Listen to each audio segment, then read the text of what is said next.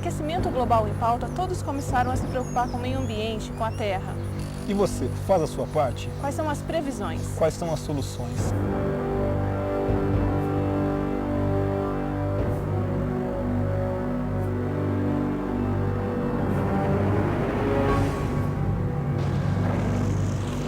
Aumento da temperatura média da Terra, catástrofes naturais, água, ar, terra e fogo, surtos de doenças e extinção de espécies animais.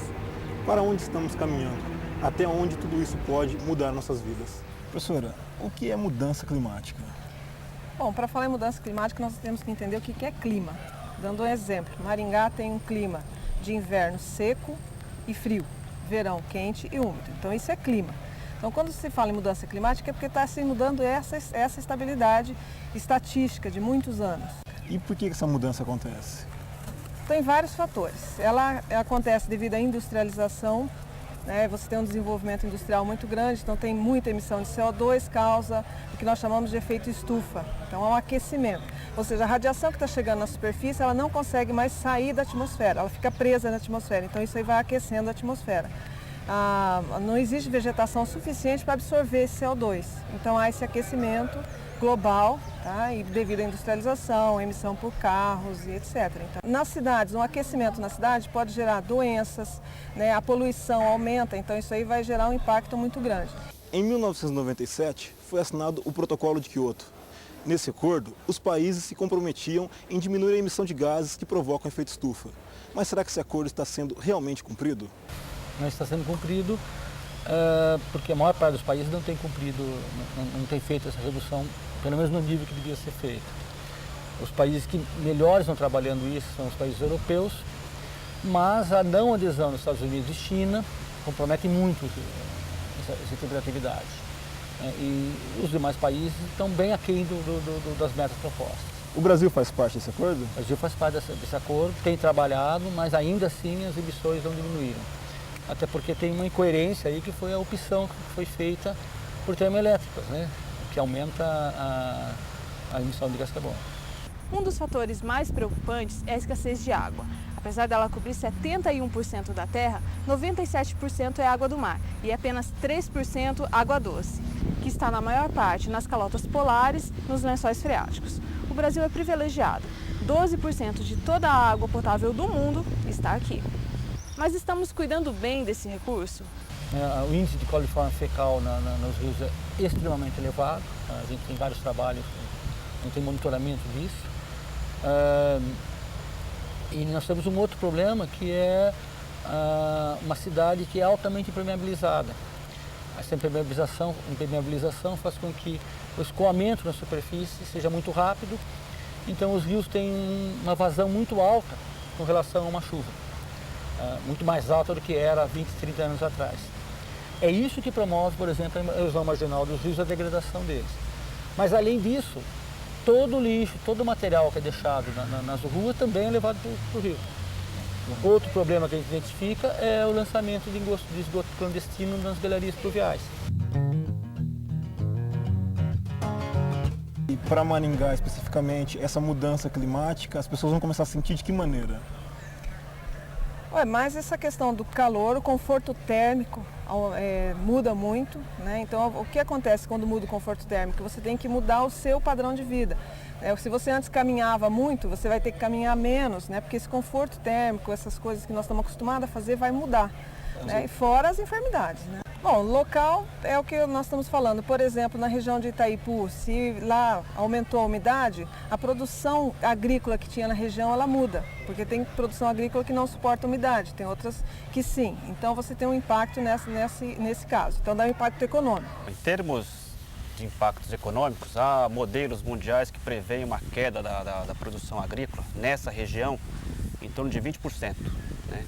Se nós lembrarmos que hoje a produção agrícola do município de Maringá representa em torno de 70 milhões de reais, quer dizer, esse impacto será em torno de 14 milhões de reais a menos na economia maringaense. Olha, Maringá fica numa região, segundo os geógrafos e climatologistas, uma região que é passível de deserto. Então, acredito que nós vamos ter problema muito sério com o abastecimento da água na região e questão de seca prolongada. né? Esse é um problema seríssimo que afeta, no caso, a produção de grãos, produção de leite e produção de carne, né? Aqui em Maringá, havia um equilíbrio entre chuvas frontais, são as chuvas que antecedem a entrada de uma frente fria, e as chuvas convectivas.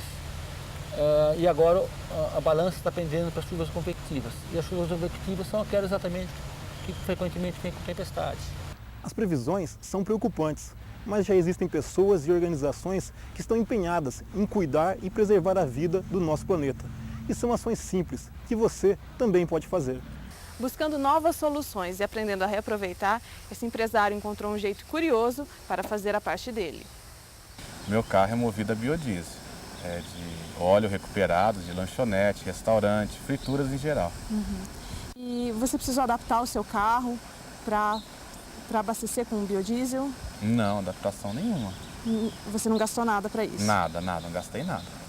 E para o meio ambiente, quais são as vantagens do biodiesel? Ele é 70%, 80% menos poluente do que o óleo diesel. E até a fuligem dele que cai no chão é biodegradável. E por onde passamos, o único inconveniente é que o cheirinho de pastel no ar desperta a fome dos outros motoristas. Essas são telhas ecologicamente corretas. Elas são fabricadas através da reciclagem de tubos de pasta de dente e também de caixinhas Tetra Pak, aquelas do leite. Essa telha nós fabricamos com o resíduo de tubo de creme dental. Nós estamos consumindo aproximadamente 50 toneladas por mês para fabricar esse tipo de telha. Essa telha também é feita com resíduo de tubo de creme dental, só que nesse caso a matéria-prima já tinha recebido a impressão da marca. Quais as vantagens de produzir as telhas a partir das caixinhas Tetra Pak? Eu posso enumerar várias vantagens. A primeira vantagem é que nós estamos conseguindo fazer com que não vá parar no meio ambiente uma quantidade muito grande de caixas tipo longa-vida, porque nós conseguimos fazer com essa reciclagem a fabricação de telhas. Então, nós estamos reciclando hoje 150 toneladas por mês de resíduo de caixa longa-vida. Outra vantagem, as pessoas que estão envolvidas no processo, os primeiros, que são os catadores, passaram a ter um rendimento maior, porque a caixa hoje tem um valor econômico maior. Nós temos toda uma cadeia produtiva, que é a fábrica de papel, que reutiliza a celulose da caixa de leite para fazer nova caixa de papelão. E com isso, a cada tonelada de celulose são 20 árvores a menos que são cortadas. O que precisa existir é uma conscientização e haver coleta seletiva que deve começar dentro de casa, na cozinha de casa. E o que você faz no seu dia a dia para cuidar do meio ambiente? Eu separo o lixo, né, para o pessoal da reciclagem, que passa toda segunda-feira aqui no nosso bairro.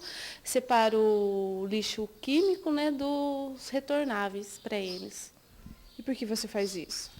Para ajudar o meio ambiente, inclusive eles também, que é uma fonte deles ganhar um dinheiro, né?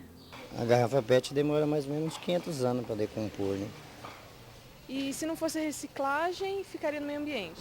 Ficaria poluindo o meio ambiente, né? Que a gente tem nas nossas casas que dá para ser reciclado. Muita coisa, né? Garrafinha, papelão, papel fino, alumínio, isopor, várias coisas que tem. Ainda dá tempo de mudar o mundo em que vivemos. Se cada um fizer a sua parte.